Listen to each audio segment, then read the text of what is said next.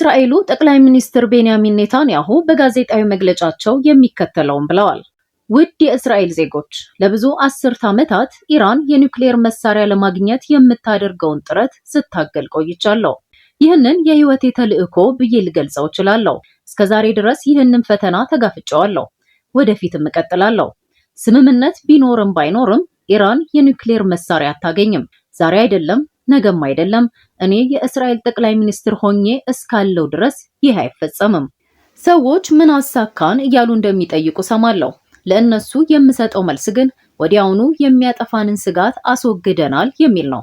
ከአሜሪካውያን ወዳጆቻችን ጋር በመሆን በእስራኤል ታሪክ ትልቁን የአየር ወታደራዊ ዘመቻ አካሂደናል። የኒውክሌር ሳይንቲስቶችን አስወግደናል።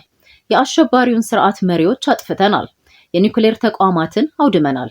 ሚሳኤሎችንና አብዛኞቹን አምራች ፋብሪካዎችን አጥፍተናል። ከሁሉ በላይ ግን አስፈላጊው ነገር ይህ ነው። የእስራኤልን ሀገር ከኒውክሌር ጥፋት ስጋት አድነናታል።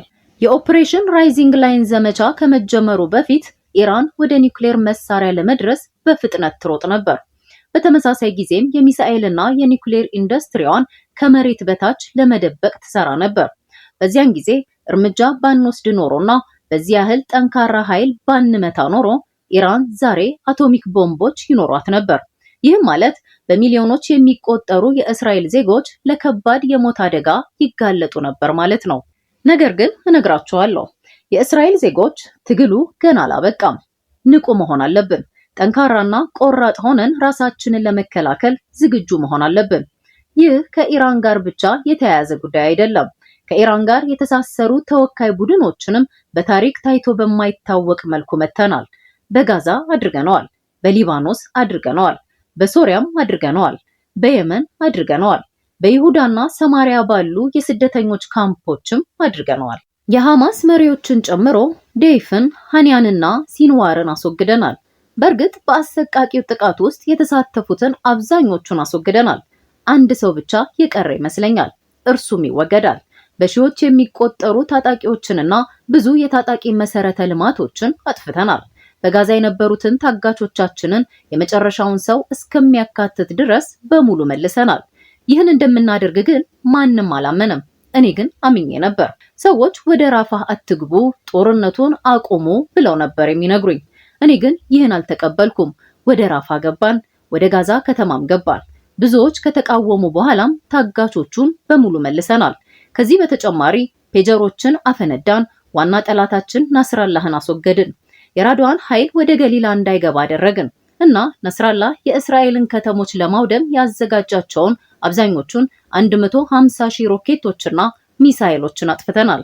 በዚያን ጊዜ ከሂዝቦላ ጋር ከተዋጋን በ10 ሺዎች የሚቆጠሩ ጉዳቶች ይደርሱብናል። በቴል አቪቭ፣ በሃይፋ፣ በኢየሩሳሌምና በቤርሸባ ያሉ ህንፃዎች ይወድቃሉ ተብሎ ነበር።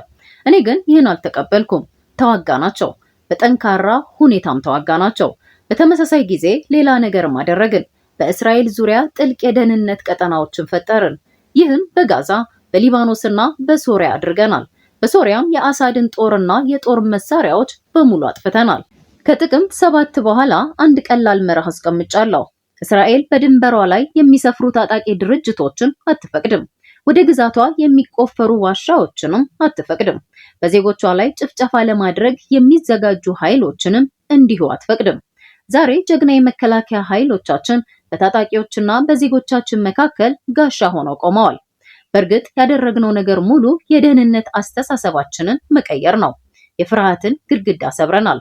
እኛ ቅድሚያ እንወስዳለን፣ እናጠቃለን፣ እናስደነግጣለን። ሕይወታችንን የሚያሰጉትንም እንመታለን። እስራኤል ከመቼውም ጊዜ የበለጠ ጠንካራ ሆናለች። የኢራን አክሲስ ኦፍ ኢቭል ደግሞ ከመቼውም ጊዜ የበለጠ ደካማ ሆኗል። ይህን ሁሉ እንደምናሳካ በጦርነቱ መጀመሪያ ላይ ማንም ቢነግራችሁ ኖሮ ምናልባት እያለመ ነው ብላችሁ ታስቡ ነበር። ነገር ግን ይህን ሁሉ አድርገናል።